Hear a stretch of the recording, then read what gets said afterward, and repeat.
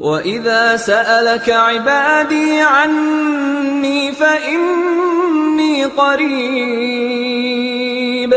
أُجِيبُ دَعْوَةَ الدَّاعِ إِذَا دَعَانِ فَلْيَسْتَجِيبُوا لِي وَلْيُؤْمِنُوا بِي لَعَلَّهُمْ يَرْشُدُونَ أُحِلَّ لَكُمْ لَيْلَةَ الصِّيَامِ الرَّفَثُ إِلَىٰ نِسَائِكُمْ